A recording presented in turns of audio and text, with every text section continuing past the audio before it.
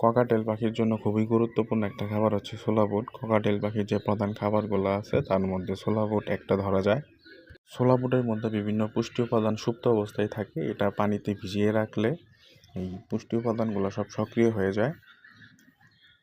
আগের দিন বিকালে পাখির জন্য ছোলা বুট পানিতে ভিজিয়ে রাখতে হবে এবং পরের দিন সকালে এটা ভালোভাবে ধুয়ে ময়লা পানি ফেলে দিয়ে তারপর পাখির জন্য রেডি করতে হবে।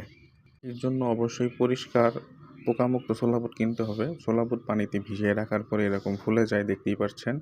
ইচ্ছা করলে এইভাবেও দেওয়া যায় বা এরকম খোসা ছাড়িয়েও দেওয়া যায়।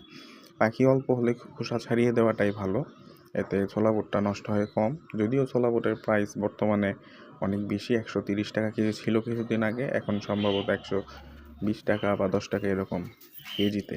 অনেকেই ছোলা বুট সিদ্ধ করে দেয়, তবে সিদ্ধ করে না দিলেও চলে। এই ছোলা বুটটা শুধু পানিতে ভিজিয়ে রাখলে এরপরে খোসা ছাড়িয়ে দিলে এটা নষ্ট করে কম। অল্প পরিমাণে দিতে হয়, বেশি দিলে নষ্ট করে। দেওয়ার পর দেখতেই পাচ্ছেন কীভাবে পাখি মজা করে খাচ্ছে। এটা পাখির জন্য খুবই উপকারী। অনেকেই ছোলা বুটের সাথে ডাল জাতীয় বিভিন্ন আইটেম দিয়ে সিদ্ধ করে পাখিকে খাওয়ায়। এটা সবার পক্ষে সিদ্ধ করে এইভাবে প্রত্যেকদিন খাওয়ানো সম্ভব না।